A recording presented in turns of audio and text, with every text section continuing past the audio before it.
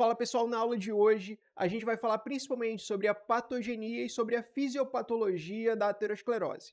É importante que a gente entenda que a base da aterosclerose é uma inflamação crônica com sucessivas tentativas de reparo na túnica íntima das artérias.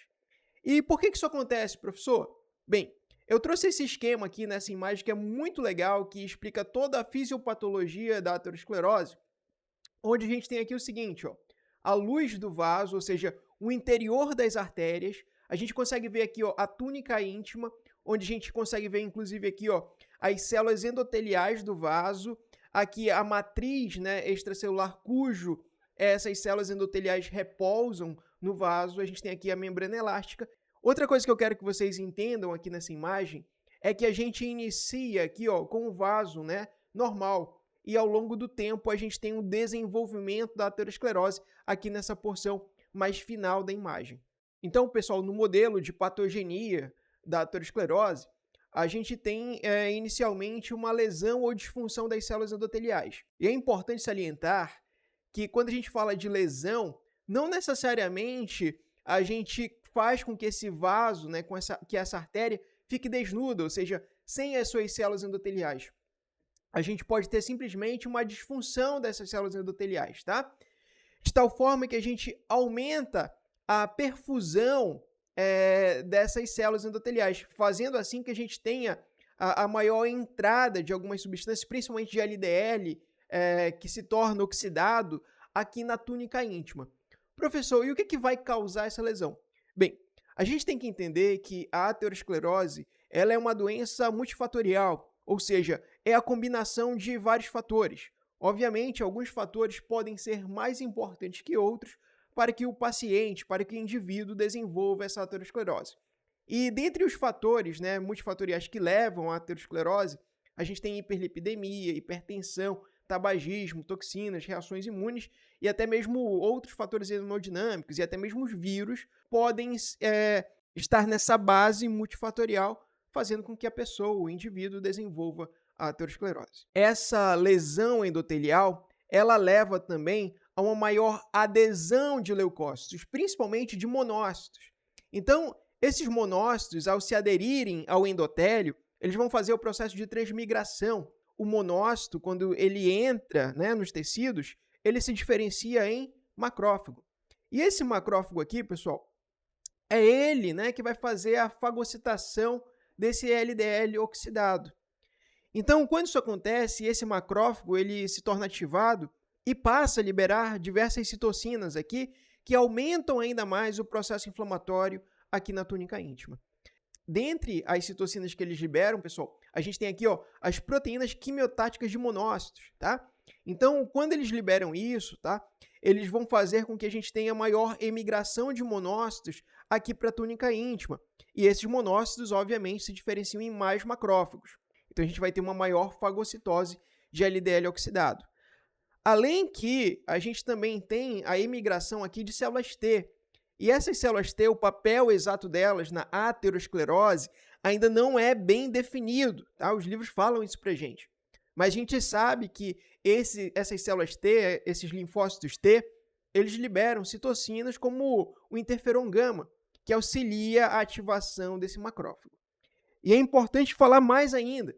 Quando o macrófago está ativado, ele libera radicais livres. E esses radicais livres oxidam mais partículas, né, de LDL, aumentando mais assim a ingestão de LDL oxidado por esses macrófagos que vão estar aqui na túnica íntima. Quando o macrófago ele faz essa captação, né, de LDL, captação de lipídios, ele vai se tornar essas células aqui que são as células espumosas. É importante a gente salientar que aqui, né, na placa de ateroma em formação, a gente pode ter inclusive um efluxo de colesterol por meio do HDL. É importante que a gente entenda que o HDL ele tem um papel inverso do LDL. O LDL ele é responsável por levar o colesterol até a periferia. E por isso ele é um dos fatores fundamentais no desenvolvimento da aterosclerose. Já o HDL ele tem um papel inverso, como eu já falei. Ele é responsável por pegar o colesterol da periferia e levar esse colesterol da periferia até o fígado para ser depurado e excretado, né, descartado. Daí a importância da gente estar consumindo alimentos ricos em ácidos graxos poliinsaturados, que são aqueles ômega 3 e ômega 6 que a gente consegue em peixes e em outros alimentos. Outra coisa importante que vai acontecer aqui, pessoal, o macrófago ativado, ele começa a liberar aqui fatores de crescimento, e esses fatores de crescimento vão estimular e recrutar a migração de células musculares lisas aqui para a túnica íntima. Então essas células passam a se proliferar aqui, e essas células, uma vez aqui, elas também podem fazer a captação do LDL oxidado e também se diferenciam em células espumosas. Com o tempo, essas células espumosas elas morrem através de necrose, né? E elas acabam se depositando aqui nessa região da placa aterosclerótica. Mas é importante a gente observar que, além de células necróticas, que eram ricas em gordura, aqui a gente também tem lipídios extracelulares. Professor, e qual vai ser o papel dessas células musculares lisas aqui nessa placa aterosclerótica? Bem, acima do núcleo necrótico, a gente tem uma capa, tá? Uma capa fibrosa. Quem produz essa capa fibrosa são as células musculares lisas. Elas conseguem produzir aqui essa matriz extracelular rica em colágeno. E a gente vai ver daqui a pouco que a quantidade de colágeno que vai ser produzido aqui vai depender da quantidade de processo inflamatório que a gente tem. Se a gente tem um processo inflamatório intenso, essa capa de colágeno em células musculares lisas, aqui na placa aterosclerótica, ela vai ser fina. Por outro lado, se a gente tiver pouco processo inflamatório aqui, essa capa aterosclerótica ela vai ser extensa. Então, como eu estava dizendo anteriormente para vocês, a capa aterosclerótica, tá? Essa capa fibrosa que tem na aterosclerose, ela pode ser fina ou grossa. E é por isso que a gente diz que existem dois tipos principais de placas ateroscleróticas. A gente pode ter a placa vulnerável e a placa estável. A placa vulnerável é aquela que vai ter uma capa fibrosa mais fina. A placa estável, né, a placa aterosclerótica estável, vai ser aquela que tem a capa fibrosa mais grossa. E como eu já disse, isso vai depender do processo inflamatório que a gente vai ter aqui nessa placa aterosclerótica. Então percebam que na placa vulnerável, o núcleo necrótico, né, o núcleo lipídico, ele é bem extenso. E percebam que a capa ela é bem fininha. Por que isso acontece? Porque aqui, nessas placas vulneráveis, a gente tem um processo inflamatório intenso aqui.